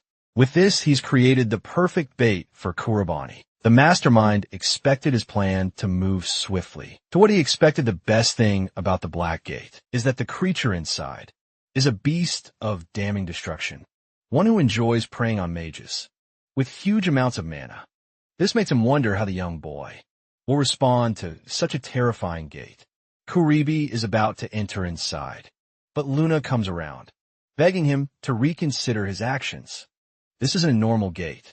It's far more dangerous than a red gate, and there's no telling what's lingering inside. Kurabayashi can already tell that the gate's appearance here of all places isn't a coincidence, but a pre-planned situation. It's an event manipulated by the headmaster, luring them here so that he could trap both of them inside the gate and finish them together. The risks are definitely there. Even Kurabani admits that it's a dangerous gate, but he can't just ignore it either. Luna shouts at the incoming monsters, scattering out of the gate. These are giant red dragons that are just going to terrorize the outside world. Even if he goes inside, luckily, a yellow bolt comes to his rescue, striking down the 3 dragons with each shot of lightning arrows. The monsters collapse on the ground, astonishing our boy. As Neruz makes his appearance known, he asks immediate updates from Kuraban, who ends up explaining everything. Neruz is most shocked to hear about the student president being trapped inside the Black Gate. Unfortunately, more monsters are pouring out of the gate like wildfire, and they need to quickly take them down. Kurabayashi wants to help, but Neruz insists that he can handle this all alone, allowing Kurabayashi to get things done inside the gate. It's a harsh strategy, but it's the one they've got best. So Kurabayashi dashes ahead and aims to get inside the gate. It pisses off the vice president that he's not worthy of rescue Izumiya. But the reality is even he understands that. Kurabani is the only person who can save her. He leaves his hopes up to him and stares down at the monsters, declaring himself as their opponent, while he shoots down lightning arrows at the dragons. Finally, let's go inside the Black Gate to explore the environment. The easiest way to describe it is a ruined landscape, completely devoid of normal life. Here, Krobane assigns his familiar a very important mission. Remember the lava dragon they faced in the Red Gate? Yeah, that boss monster is literally a mob monster. At this gate still, Kurabayashi's not worried, as he throws open the doors of dark magic, manifesting the epic Calamity Scythe. The lava dragon attempts to slash him, but Kurabayashi is way faster and slaughters the beast's arm clean off its body. Then he goes on to cut off its limbs and head. Dealing with all of these dragons is going to take him a lot of time, and our boy doesn't want that. Instead, he emphasizes that they will all come to fear him and forcibly make way for him. Watching the events unfolding outside the gate, the headmaster is just happy that Kurabani stupidly went inside. Instead of running away, he calls the boy an idiot for running right toward his own death. Speaking of the so-called idiotic boy, Kiribane has already cleared the first path and now approaches a narrow crack, the deepest part of this dungeon. By the way, facing off against a horde of lava dragons fatigued him quite a bit, but Kiribane's playing it chill. He's already faced a similar level of extreme difficulty enduring the depths of hell floor, so it's just a normal occurrence to him again. His reassurance helps Luna's confidence in him, because now their only mission is to save Izumiya and be done with this place. Speaking of her, she's currently cooped up, with a whole bunch of tentacles around her body, making me wonder about the author's taste. While writing the story, the boss monster is actually a one-eyed eldritch monstrosity, and it's holding Izumiya hostage, despite her relentless struggle to break free. Strangely, she finds her energy being zapped from her body, which only paints the picture of the kind of horror this monster would unleash. If it escaped to the outside world, thousands would die while Izumiya is left, wondering if her dear friend made it out safely. At the same time, she knows it's not the time to chicken out. With his tail between his legs, knowing that he won't give up, she musters some confidence to cast a fire spell. Izumi's heroic act spectacularly fails, because she's unable to cast magic at all, enlightening her that this monster is draining her mana out of her body. The monster opens its gigantic vacuum of a mouth, filled with endless spirals of teeth, that are about to become Izumi's demise. Student President braces for her ending, until she hears our boy, zooming right in with his scythe, dicing off the creature's horny tentacles. The monster screams in agony, as Kurabani apologizes to her for arriving late. Her despair is now long gone, replaced with hope that her beloved protector has arrived. Adding to the scheming headmaster, he proudly reports the situation of the gate and declares the end of Kuraban. His master wants these two powerful wizards to become food for his abomination. Kiribane faces his most powerful gate monster to date, while his wannabe girlfriend is out here, cooped up in tentacles, being way too chill for the situation she's in. Luna warns him to be wary of the mana-draining tentacles. It's an unusual kind of monster, unlike anything he's fought in this world or the last. Still, even if he's facing weird-looking shit, these hands are rated E for everyone, and don't discriminate. The creature spams a tentacle at him, forcing our boy to evade, but while he's midair, he notices the huge crater left by even a single attack. This means getting hit even once guarantees Kiribane's death, so his best bet is to spam attacks on its main body. Fast activating dark attribute magic, he challenges the giant monster with dozens of large spikes of his own. Deadly Claw is at it again. And though Luna thinks this is enough to kill the boss, Kuribi sees this as a futile effort. The main body of the creature is still unharmed, pulsing with raging ferocity. The monster screams and digs its tentacles deep into the ground. This is a strange occurrence. Not even Kurabani can predict the upcoming attack. Not until Luna informs her master about the tentacle, popping up from behind thanks to her warning. He evades, even getting grazed from the impact. Luckily, it wasn't an actual hit, or else he would be cooked by now. Still, despite his hacks of dark magic, Kurabona is finding it a pain to deal with this unique kind of monster, and can't figure out its attack patterns. The creature plunges out another tentacle to flank him from behind, forcing Kurabani to use his scythe and slash it off. More and more tentacles erupt from the side, spamming him from every direction. But he's out here cutting them like sushi. The messenger of the goddess is saddened. She's only seen this man fight nonstop ever since he stepped foot inside the Black Gate, which means his mana must be at his very limit. From the way, Izumiya is currently getting the Diddy treatment. She can't survive much longer. The issue with Kuraban, directly confronting the creature's main body, is that he's also at risk of being swarmed by the tentacles, which would spell his doom. Deciding to go fuck it we ball, this man tosses away his scythe, glaring at the monster with fierce determination. He launches with insane speed to draw closer to the creature's main body. Izumiya helplessly and worriedly watches him. As predicted, The monster swarms him with numerous tentacle strikes. Countering them, he uses the spell Grim Eater from both hands to cast dimensional cracks that swallow all incoming tentacles. Then he runs up towards the main body, using the same tentacles, forcing the monster to cover its main body to play defense. Kurabayashi's not gonna let his only chance be screwed like that, so he taps into dark magic again, casting a dozen portals and firing off energy blasts, the spell known as Blind Edge. This cuts away all the defenses, leaving the main body completely vulnerable to attacks. Kiribane jumps up to confront its enormous eye, declaring the end of it all as his final attack. He gathers every last bit of mana for the ultimate spell Lost Force, punching the monster's eye with a demolishing finish. This deals enough damage for the boss to erupt in pain. Its tentacles purge into non-existence, even freeing Izumiya from their grasp. The fight is over, as the student president falls from the sky.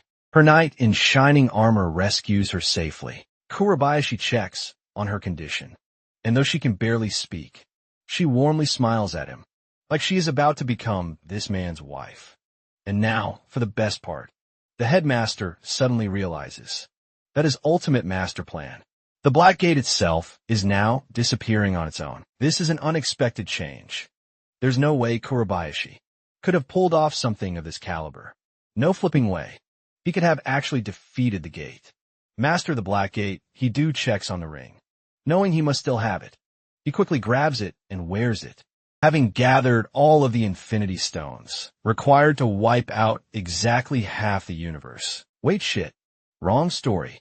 But before this wannabe Thanos can do anything, our boy knocks on the door instead, storming in as the embodiment of darkness. Kuraban calls out the headmaster for making a career-ending mistake by dragging Izumiya into their mess.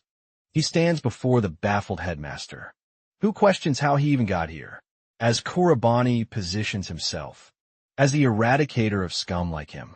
Shido asks what Kiribane is doing over there, and our boy confesses that he actually uses a certain spell to place a mark on his body, which then allows him to teleport straight to the secret base. This irritates the principal, because he suddenly remembers that the earlier, shadowy figure on Kiribane's body could be the mark he is talking about. And deep down the Shido feels uneasy, because he has never heard of that kind of magic before. He brushes it off, and assumes Kiribane is just some bratty teenager, acting bold, but that thought shatters almost instantly. In the next moment, Kiribane takes control of the conversation and becomes the dominant one, asking the principal directly if he is the one who summoned the gate. He also tells him that lying is pointless because he can already see all the equipment hidden behind him and that the only smart choice left is to tell the truth. Kurabayashi then accuses him of creating a training center for young wizards and asks why he would do that, if his motives were always dark and twisted. The principal pauses for a moment, then with a sinister look on his face, he finally confesses that his goal was to create food. Urbane is confused at first, as the Shido explains that he wants to fill the bellies of the monsters beyond the gate, and that all those victims, all those poor students, are cultivated for that purpose alone. That is why he admits without hesitation that he is the one who opened the gate. He takes advantage of the chaos and gains both power and authority by kneeling before the monsters. Urabane listens to everything, but he cannot forget that in his master's cruel plan, the man even tries to sacrifice innocent Izumiya. He sees the Shido as absolute scum, who crawl across the earth. And what angers him more is that the man feels no regret at all. He is smug and proud of what he has done. Shido then summons his fire element and says that he does not care what kind of insult Kurabani throws at him, because in the end the teenager is going to die. With that confidence, the villain hurls fireballs toward Kurabayashi, certain that this will end the fight. But Kurabayashi is far more powerful than the principal, realizes with a single flick of his hand. He creates a shield and wipes out every fireball in one clean motion. Shido is confused because the magic does not even come close to Kiribane, and instead vanishes completely before reaching him. Then he realizes that Kiribane is provoking him openly, telling him to come at him properly this time and show his real strength. The principal grows furious and thinks he needs to show this teenager what punishment truly looks like. And when he notices Kurabani's rough and battered appearance, he convinces himself that Kurabani is already beaten and that he now has the upper hand. He gathers his fire element once again and charges up another attack, threatening that this time it will erase Kiribane completely. But none of that happens, because just as the fireballs are about to strike, Kiribane uses his dark attribute magic denial mirror and creates a force field around himself. The fireballs bounce back through the barrier and rush straight towards Shido, leaving him no time to escape as his own attack crashes into him. He screams in agony and collapses to the ground, coughing up thick smoke as his body trembles. He cannot believe that a student he once saw as incompetent can defeat him so easily, but when he looks up and sees the aura pouring out of Kiribane, he finally understands that he is not facing an ordinary person. The principal forces himself to stand and realizes he has no choice left but to summon a gate right there if he wants any chance of winning. He slams his palm down to activate the magic, but before he can finish, something pierces straight through his hand, and he screams in pain. Kurabayashi walks toward him and calmly says that he knows the truth, that by wearing all those rings, the principal can materialize a gate. Shido stumbles backward and desperately begs for forgiveness. But before the words fully leave his filthy mouth, Kurabani punches him hard and smashes his jaw, sending him crashing to the ground. Kurabani lifts him up and tells him that he is going to make sure he spits out the truth. He demands to know who he works for and where they are right now.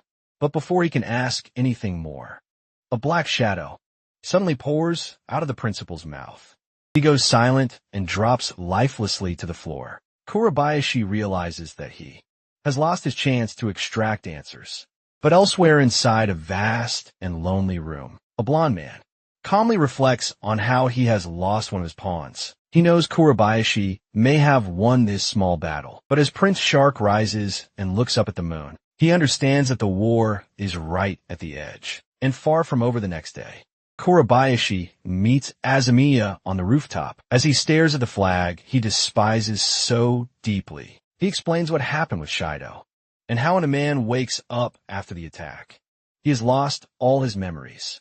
The authorities still take him into custody, but the truth remains unchanged. Gates continue to appear in other places, which means Shido was never the only one behind the conspiracy. This matches the exact theory Kurabani already believes in, and there is no doubt in his mind that Shark is involved somehow. A quiet voice echoes in his thoughts, warning him not to lower his guard, because the war is drawing closer. Kurabayashi already knows this, and in silence, he challenges Shark to bring his worst, because no matter what happens, he will find him and destroy him. A little while later, Kurabani is trying to get some sleep when memories from his past life come rushing back. He remembers defeating the Leon King and then returning to his orphanage as a victorious hero, promising the little boys and girls that he would teach them magic. He remembers how pleased he once was to work alongside Prince Shark, and how all of it ended in a brutal and deadly betrayal that led to the deaths of everyone he loved. The nightmare becomes too much for him to bear, and he jolts awake in panic.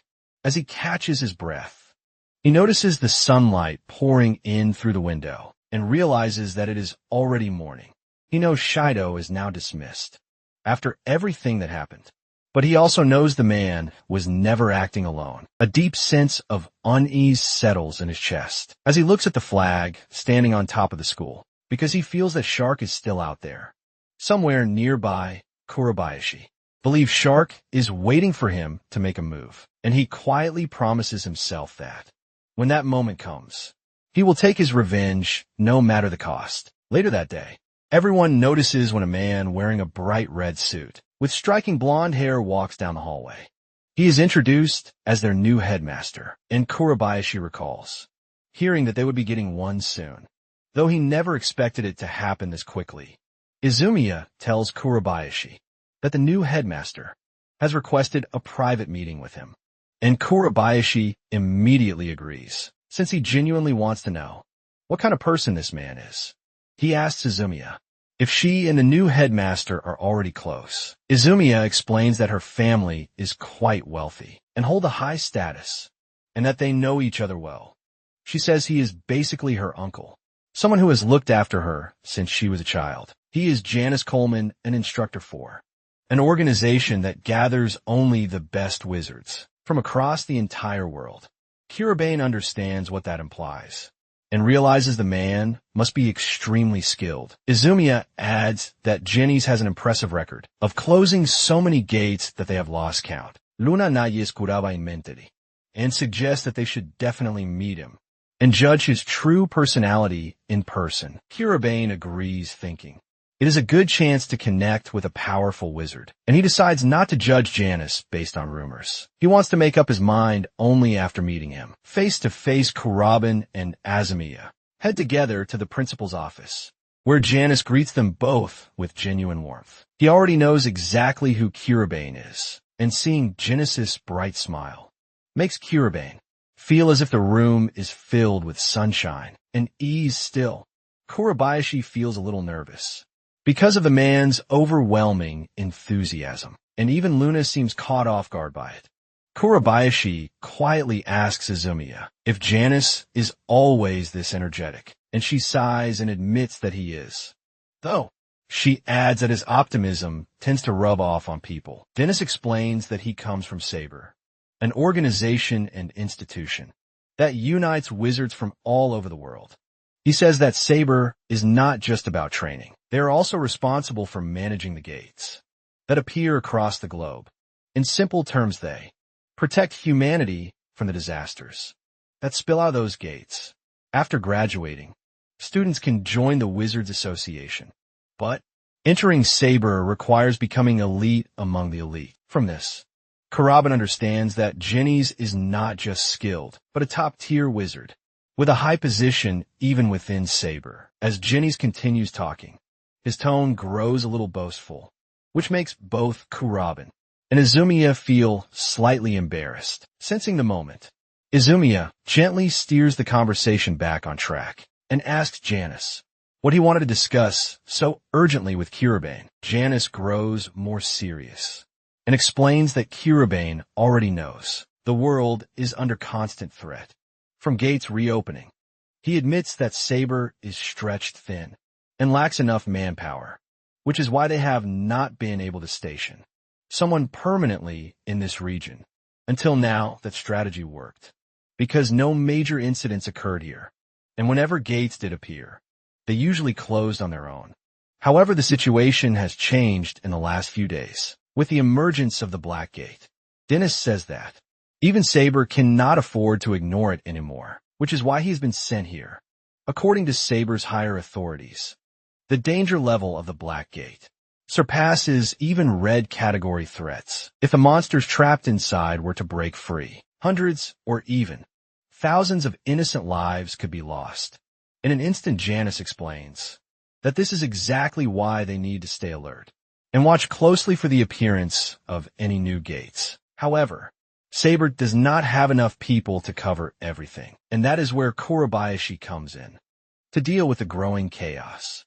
Janice asks for help from both Kurabayashi and Izumiya. He believes they have the skills needed to confront the Black Gate. Both Kurabayashi and Izumiya are clearly shocked to hear someone of Janice's rank speak about them with such confidence. Dennis then reveals that he has received reports showing that they were also involved in closing a gate, before further investigation proves that even top members of Saber struggled to handle the Black Gate. Because of their experience, he wants them to stay on guard and use their exceptional abilities. He places special emphasis on Kurabani's overwhelming power and says it is vital for defending the world from this threat. Kurabani immediately extends his hand and agrees, saying he would never turn down a chance to protect the world Izumiya tries to step in and clarify that the one who truly conquered the Black Gate was someone else, but before she can finish, an urgent warning sound to report comes in, announcing that a Category Red gate has appeared near the school. Isamiya turns to Janice and asks what his plan is. Janice answers calmly and says, "This is the perfect opportunity to test both of their abilities." Izumiya once again cautions him not to take the situation lightly, clearly worried about the danger. Before she can say more, Kurabin cuts in and confidently says that they are ready for the challenge. With that, they accept the mission and prepare to leave, telling Janice that they will meet him and his team outside the gate. Before long, Kurabin and Izumiya arrive at the location of the gate, its presence heavy and unsettling in the air. Just as they prepare to move forward, someone suddenly calls out and says he will be joining them as well. Nara steps forward and adjusts his glasses, smiling, as he remarks that more people make a fight easier and more fun. Kurabin considers it for a moment and agrees that having extra help is a smart move. With their team now complete, they step toward the gate together. Each of them carries their own resolve and confidence, determined to conquer what lies ahead. They are ready to prove their strength and show everyone exactly what kind of powerful wizards they truly are. Luna feels quietly happy that Kurabani is finally clearing a gate, with more than one person by his side. At the same time, Kurabani remembers what the headmaster told him earlier, that he wanted to see their strength. As they conquer this gate together, it reminds him of his old world, where he learned that trust in a group is what truly makes people want to fight alongside him. That same trust is something he now clearly sees in both Izumiya and Neris. Because of that, he understands once again why teamwork matters so much. With their resolve aligned, all three of them charge straight into the gate. They rush toward the center and soon spot several different kinds of monsters already searching for them. Kurabayashi tells everyone to do their best and stay focused. Izumiya immediately steps forward and declares that she will make the first move by taking down the wolf-type monster.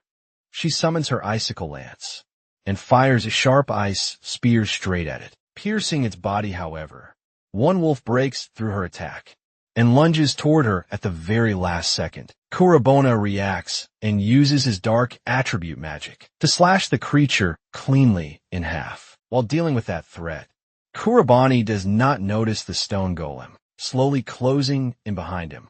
The moment he realizes it, he shouts for Neris to use his magic. Right on cue, Naruz releases a lightning shot aimed directly at the golem's eyes, damaging it enough to stop its attack and protect Kurabayashi. Luna then urgently pulls Kurabayashi's attention toward a swarm of bats rushing toward him from above. Kurabayashi calmly tells him not to worry. Once again, he unleashes his dark attribute magic Raging Blast and creates a powerful echo wave that sends the bats flying back before they crash to the ground lifeless. Luna feels relieved and pleased as Kurabani finally exhales and lowers his guard. After the battle settles and the area grows quiet, Izumiya apologizes and says she became a liability and that the others had to watch out for her. Naruz also apologizes, admitting that his reaction was slower than it should have been. Kurubane immediately reassures them both and tells them they did well, especially since it was their first time facing so many monsters. At once, Izumiya and Neris feel slightly better, but curiosity quickly replaces their relief. Neris asks what kind of magic Kurabani was using, because it was incredibly powerful and unlike anything he has ever seen before. He even asks if Izumiya already knew about it, but she admits that she does not, even though she has seen Kurabani use it several times. Kurabayashi realizes that if he wants to earn their full trust, he needs to be honest. He tells them the truth and explains that he uses dark attribute magic. He avoids going into deep detail since they are still inside the gate and danger has not fully passed. He simply explains that it is a type of magic with properties and effects that none of the four known attributes possess. Neris asks if Kurabayashi used it during the mock battle or if he was hiding it. Kurabayashi replies that he cannot freely use it in front of many people because he does not want his secret to spread. He then reminds them that their main focus right now is defeating the boss of this gate. And with that, they move forward and continue their journey. As they walk, Izumiya quietly reflects on what she witnessed. From Kurabayashi's power control and precision, she can tell that he has trained relentlessly to reach this level. She wonders if there's a deeper reason why he pushes himself so hard. The thought lingers in her mind, and even though she feels shy admitting it, her curiosity about him continues to grow. Not long after the three of them finally arrive and stand face to face with the boss monster. Waiting ahead, the creature waiting for them is a crystal dragon. In Kurabane's old world, it had a tough exterior, making a real pain to fight. Kurabane marches forward confidently, telling Izumiya and Naruse that he will handle the front and that they need to cover his back. He instructs them to aim for its legs from behind. Both of his teammates immediately understand his plan, and they watch as Kuraban dashes straight toward the ice dragon, without hesitation, working together seamlessly. Izumiya and Naruse use their magic to freeze the dragon's feet to the ground. Holding it in place, Kurabane leaps into the air, using his dark attribute magic, and strikes the dragon with precision, delivering a powerful slash that cuts the dragon cleanly.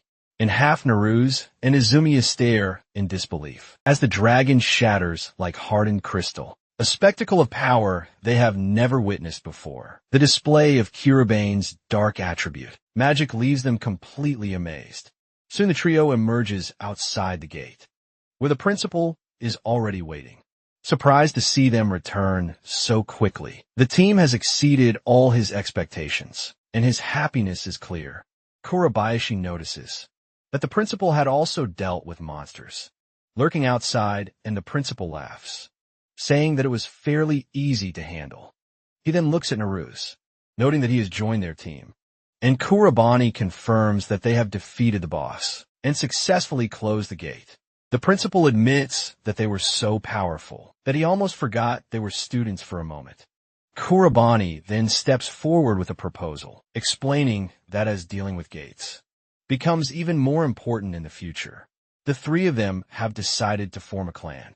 Since they are still students, he asked for the principal's permission to officially establish the clan and gain the rights to close gates.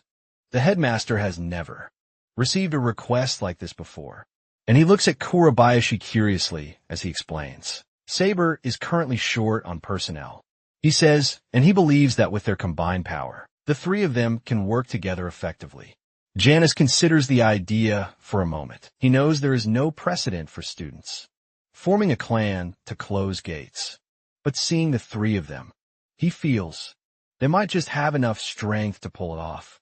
After a few moments of thought, he finally agrees to allow them to form their clan. He also assures them that they do not have to worry about attending their regular classes, because with his authority, he will convert all their clan achievements into grades. Kurabayashi feels a surge of happiness at the result, glancing at Izumiya and Naruse to see that they share the same joy.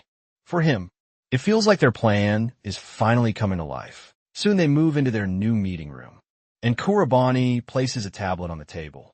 The screen lights up with a map, filled with colorful markers. He explains that it shows the locations of previously opened gates and the times when he closed them. He wants to know if they can detect any pattern. Both Izumiya and Naruse are stunned, mostly focused on the fact that Kurabani handled such an enormous number of gates all by himself.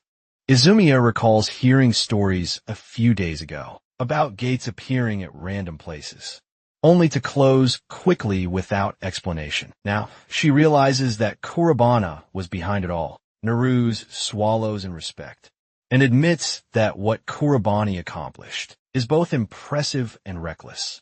Luna agrees silently. Izumiya reminds Kurabana that, now that they are part of the same clan, they should work together, and he should avoid making any more risky solo moves. Kuribi acknowledges his mistake and promises to work as a team from now on. Luna smiles, pleased to see Kuribi finally interacting, and socializing well in this world. Nehru's then raises a new concern. If so many gates are appearing, monsters may not be their only threat. The magic essence flowing from the gates could be just as dangerous. Karibi ponders this seriously.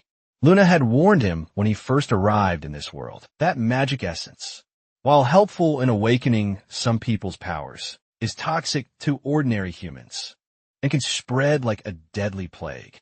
Izumiya points out that if large amounts of magic essence overflow, the casualties could be massive. Kurubane agrees and decides that they must conduct patrols to prevent such disasters. Their goal now is to stop problems at the source. That night, they gear up and begin patrolling. Izumiya notices saber soldiers are also present. Kurabani realizes the situation is serious, if even elite members are on the ground level. Suddenly, Kurabani stops, spotting a newly opened gate, leaving his teammates momentarily confused. A saber soldier receives a notificação and confirms that a new gate has appeared, 5 kilometers southwest. Without hesitation, everyone rushes toward the incident. They arrive to find the city in chaos. A red gate has appeared in the middle of the road, and people are running for their lives. A woman sprints with her child, who trips and falls before the child can get up. A wolf lunges at them. The child is defenseless, but at the last second, Kurabani leaps in and kills the wolf with his deadly claw. Saving the girl, the mother is grateful. But Kurabani focuses only on checking that both she and her child are safe. He notices saber soldiers in the area and quickly decides to leave the outside threats to them, while he and his team enter the gate. As he issues orders, he does not notice the girl he just saved, watching him with admiration, seeing him as a role model. Soon, Kurabayashi notices some chatter among the soldiers and walks up to them, introducing himself and his team as students from the Sacred Imperial Academy. The headmaster has given them permission to form a clan and enter the gate. The soldier recognizes them from the rumors and also knows that the headmaster gave a heads up that they would appear. Kurabayashi notices the tension and asks if something has happened. The soldier explains that a clearing team went inside the gate, but has now lost contact. They do not know if the team is safe. Communicator is not working, but is not broken, which can only mean that something inside the gate has disrupted the signal. Neris asks if they are going to rescue them, but the soldier replies that they are busy, dealing with the monsters outside and protecting the city. Their top priority is evacuating the citizens, and they hope their comrades inside are fighting with the same resolve. They cannot do anything more at the moment. Kurabayashi and his team realize that rescuing them is now their mission too. He decides they will leave the outside to the soldiers and head inside the gate themselves. The soldier warns them that it is extremely dangerous, but just then the headmaster appears, saying they have nothing to worry about. He explains that they are talented youths and excellent wizards armed not only with power, but also with resolve and a sense of duty. Soon all 3 of them step inside the gate. Izumi notices the thick fog making it hard to see. It does not matter, they are here for one reason: to eliminate the monsters and protect everyone else. Kiribane announces that this is their first time conquering a gate as a clan, and they are going to give it everything they have. As all 3 of them run through the foggy gate, they notice the dead monsters scattered across the path. They realize that these must be the ones defeated by the previous team, which reassures them that they are heading in the right direction.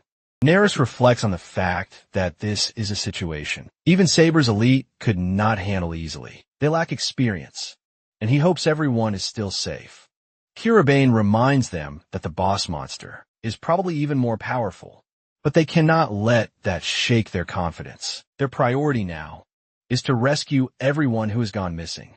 Izumiya is determined, believing that with Kurabani's dark attribute magic, they should have no problems. She is confident that as soon as Kurabani is there, everyone can be saved. Then she corrects herself, realizing that if Kurabani were to fight alone, there would be no need for a clan. She decides she will not act under him, but as his teammate. Naruze shares the same determination, promising himself that he will not be a liability for Kiribane or Izumiya and that he will show his strength. Meanwhile, Saber soldiers are struggling against a massive slime monster they attack with fireballs. But every time, the slime forms a protective barrier around itself. Soldiers are injured and frustrated. One wounded boy lying on the ground begs his comrades to leave him and retreat to safety. The soldier beside him shouts for him not to be foolish, but the distraction allows the slime to strike. The soldiers scramble to raise their defense walls, but they are too late. The slime attacks them one by one, knocking them to the ground. The injured soldier blames himself for being a liability. He braces for death as the slime turns toward him. At the last moment, a purple fireball erupts from above, and he scrambles to his feet. Looking up at Kurobani, he asks who he is, but Kurobani does not answer, only confirming, silently, that they must be Saber soldiers. Soldier notices their uniforms and hesitantly asks if they are actually students again. Kurabayashi remains silent. Izumiya spots the slime's weakness in its core and urges Naruze to attack with her.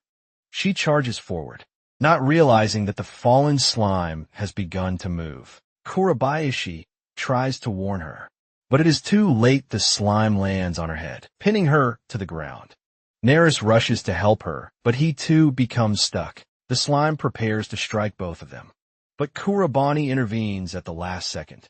He unleashes his dark attribute magic, firing a massive, evil burst that destroys the slime's attack and protects his teammates.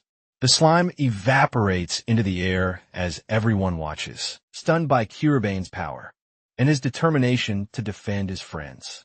Rising into the air once more, he focuses his magic and annihilates the monster, completely splitting it in two. The soldiers watch in awe, and once the fight is over, they rejoice in their victory, witnessing firsthand the wrath and power of Kurobane and his unwavering resolve to protect his clan. After they exit the gate, the soldiers personally thank the students for everything they have done. Kurobane humbly replies that they were just doing their duty. The headmaster laughs and says that this is exactly what he had expected. Their powers are exactly as he described to his fellow soldiers. He had always thought the three of them were already exceptional wizards. Even the soldier agrees and admits he feels ashamed for underestimating them because of their student status. He asks all the soldiers to salute them, and they do so without hesitation. Karibi and his teammates feel deeply touched by the gesture, a swell of pride rising within them. When Karibi returns, Luna greets him with a bright, beaming smile, proud of his achievement. Karibi reminds her that keeping Saber's people safe is just as important, and Luna agrees. She also praises him for being invited to join Saber after graduation, which makes him feel a rare sense of bliss. Just then a knock sounds at the door. Kurabayashi goes to open it and finds Izumiya standing there. She apologizes for disturbing him so late. Kurabayashi asks if everything is okay, and Izumiya, with a shy glance, asks if she can have a moment of private time with him. Izumiya sits on Kurabayashi's bed. He can hardly believe that she is asking him to teach her magic. She confesses that she has felt powerless, being the way she is, and she has wanted his help for a long time. Kurabayashi thinks for a moment, remembering how she must have felt after the battle earlier, when a slime monster had caught her so easily. What happened was unavoidable, but she does not need comfort. She is not that kind of girl. What she needs is to know how to improve. Kurabayashi agrees and tells her that he can teach her to fight. Izumiya beams with happiness, and Kurabayashi thinks to himself that she is exactly the same, always straightforward and simple. They move to the rooftop, and Kurabayashi says they should start immediately. Just then someone interrupts them. Naruze cannot believe that they were once again planning to train separately. He asks if he can join, and Izumiya shyly asks if he really wants to be taught by Kurabayashi too. Naruze insists he does and complains that it is unfair, that Izumiya got a head start earlier. The two of them start bickering, and Kurabani notices that Neris is just as eager to learn as Azumiya. Luna comments that Neris wears his heart on his sleeve, observing their dynamic. Neris clears his throat and reminds them that as a clan, they need to work together and cannot fall behind Kiribane. Kiribane agrees and says they will do this as a team, but he believes they already have a solid grasp of their magic. They know the basics and even advanced techniques, but they need to correct their habits. Kurubane gives an example in battle. Izumiya tends to charge ahead without thinking, and she realizes that he is right. He explains that when she hyper-focuses, she creates blind spots. Neris, on the other hand, tends not to make predictions ahead of time. He asks what Kurabani means by that. Kurabani explains that the most important thing in battle is to prepare for the worst. For instance, when Izumiya faced the slime monster earlier, he should have predicted the monster would attack her. Well, he charged to help, but he did not. Neris realizes his mistake and admits he was flustered. Urbane tells them that these are not mock school battles. Real combat has many variables, and they must adapt. Their first exercise is to widen their field of vision and get used to real combat. Kurabayashi summons a wolf using his shadow magic, identical to the one they fought before. He instructs them to dodge its attacks. While firing their magic, both agree, and the wolf charges at them. They fight using all their skills. After some time, Naruse asks for a short break. Kurabayashi hands him a water bottle and notices that Izumiya is still going. Without resting, he comments on how hard both of them are working, impressed by their dedication. Naruse agrees, but the truth is that Izumiya has held back because of her position as well. Kurabayashi is confused as Naruse explains that Izumiya comes from a prestigious family that has produced many outstanding wizards. Her family fights on the front lines at the gates, often taking the vanguard in battle. Her strong sense of responsibility comes from them, and she wants to fight the monsters, threatening the world and become one of the best. As Neris talks, Kurabayashi realizes that her determination stems from a desire to protect others and live up to her family, carrying the burden to be just, even if she cannot surpass them. Naruse says that because of that, supporting her has not been easy, and he wants to become stronger so he can stand by her side. He apologizes for what happened in the previous battle because he has no intention of losing again. Kiribane smiles, seeing his fiery spirit, and the three of them continue training, while their master watches with pride. Exactly 1 month later, all three charge into another battle. A giant is about to strike Kiribane. He instructs his teammates to focus on the main body. Izumiya and Naruse work together, while Kiribane cuts off the giant's hands. The giant regenerates them, but he does not notice that Izumi and Naruse are already in the air preparing their next attack. Naruse fires a lightning shot, and Izumi strikes with a precise blow. The combined attack creates a hole in the giant's chest, and it collapses dead to the ground. Trio fist bumps, celebrating their victory. Unbeknownst to them, a blond man watches from another location.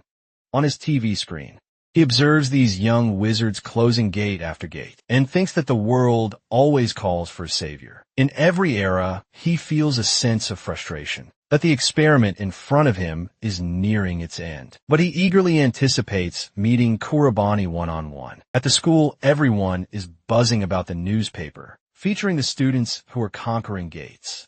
They talk about how the president and vice president have formed a clan, and rumors say that even Saber's evaluation of them is high, showing they are recognized by this elite group of magicians. A red-haired boy discusses it and realizes how impressive it is that Kurabani is part of the team. The brunette reminds him that Kuraban had defeated him in the mock battle, and the boy gets a little nervous and embarrassed, thinking back to when he had no idea how strong Kuraban really was. The brunette then adds that both the president and vice president are being trained by Kiribane, and the boy starts gossiping about how Kuraban has become a prodigy. In the school, everyone turns to notice the clan. Walking into the cafeteria, Izumiya sees all the eyes on them and comments on how much attention they are attracting. Naruse is happy about it knowing it shows how far their achievements have spread. Two girls approach them, and one thanks Kurobani directly. He is confused at first, but the girl explains that her family lives near the area where the gate appeared, and they owe their safety to Kurobane. She wanted to thank him in person. Seeing her gratitude reminds Kurobane of his old world, where people were just as thankful for his help. He had saved countless villages, empires, and children. And even now, that same warm feeling fills his heart. Making him smile, the two gossiping boys notice this and realize Kurobani is now a hero. Someone even the lowest-ranked students in the school respect nearby. The bully who used to torment Kurobane listens and feels unhappy later. They reach their destination, and Naruse is happy that they have arrived safely. Izumiya teases him, suggesting he might be jealous that Kurobane is getting so much attention. Kurobane shifts the conversation back to a serious note, asking Izumiya if the headmaster has actually called for them. Izumi admits she does not know what he wants to talk about, but says they should still go, adding that even Luna is unaware. When they arrive at the headmaster's office, he greets them warmly, congratulating them on their accomplishments. He expresses pride in both Izumi and Naruse, noting how much they have grown. They both show gratitude, and Izumi asks what he wants to discuss. The headmaster opens his car keys and tells them they will be visiting Saber's branch. In the car, he explains that the vice branch chief wants to meet them. Kurobane asks if Naruse has met him before. Naruse says he has. The chief, Nahama Reiji, is a promising young wizard compared to Saber's elite. He was the first student council, president of the school, and already skilled in mock battles. After joining Saber, he closed a huge number of gates. Izumiya is confused about why someone like him would summon them. The headmaster says it is something they need to look forward to. Kurobane senses there is a reason and is curious. They arrive at Saber's 7th branch. The headmaster leads them to a room where Reiji waits. Sitting on a sofa, he greets them, not warmly, but as if he already knows who they are. Reiji has been excited and curious to meet them in person. He mentions he heard about their clan and how they have closed and sealed gates. Feeling compelled, he decided to meet them. Reiji goes straight to Kurobane and asks if he is happy to meet someone like him. Luna notes that Reiji seems arrogant, and Kurobani agrees. Reiji raises his hand for a handshake, and Kurobani accepts. Kurobane notices a wolf charging behind Reiji's face, but no one else seems to see it, and he himself does not understand what it was. Izumiya notices Reiji's slightly flustered expression and asks what is wrong. Reiji admits that Kurobane actually noticed something no one else did. He tells Kurobane to calm down, explaining that he had just released some of his killing intent. To test him, he was planning to just greet them and let them have a day off. But now he has changed his mind. He announces that they are going to duel and that he's going to face Kurobane in a fight. At the branch indoor training ground, Kurobani and Reiji face each other. Reiji comments that it feels dull, without much of an audience, but it will have to do for now.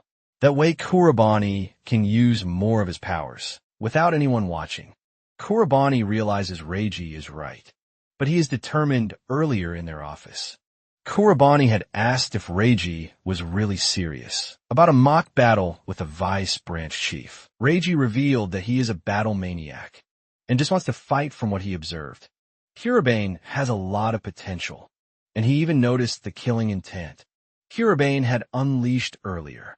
Reiji feels Kurobane has the skill to match him. Now, they stand at the training ground.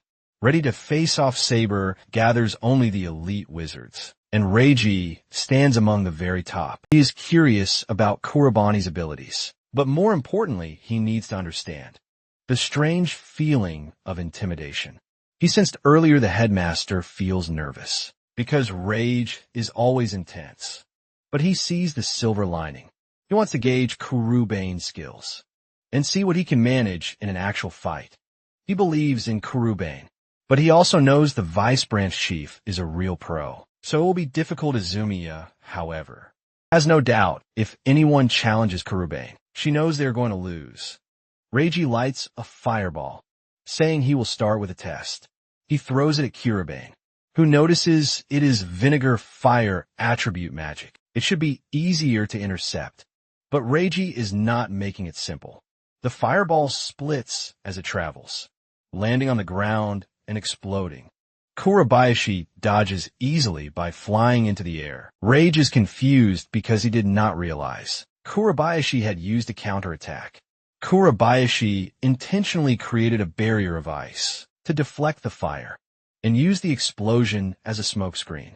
Kiribane grins, thinking this is going to be fun. Izumi marvels at Kiribane's reaction time, but wants to understand the fireball better. The headmaster explains that it is Kiribane's send out, magic power, splitting after launch. A difficult skill requiring precise control. Naruse suddenly realizes Kiribane used the same technique in the mock battle and feels a twinge of jealousy, seeing the difference in their levels. Rajay announces it is time for the final battle. He summons a storm cyclone, rushing toward Kiribane. The firepower surpasses anything Kiribane faced in his old world. He knows he must escape, using high agility to bounce off the window and fly into the air, preparing to attack from a position of strength. Kiribane uses water attribute magic to strike, but Rajay dodges at the last moment. He does not want Kurabani to dodge freely midair, so he gathers stones around him and charges. Kiribane realizes Rage is using earth magic to rush forward and uses a lightning spear to defend himself. The two clash, swords meeting in a one-on-one duel. Rage applauds Kurabani for his performance so far, but he knows Kurabani still has a hidden card. Reiji wants to see the mysterious magic Kurubane is using and refuses to let him fight without revealing it. Kurubane realizes Reiji is practically daring him to show his full power. With a confident smirk, Kurubane ignites his shadowy dark attribute magic, unleashing his true strength.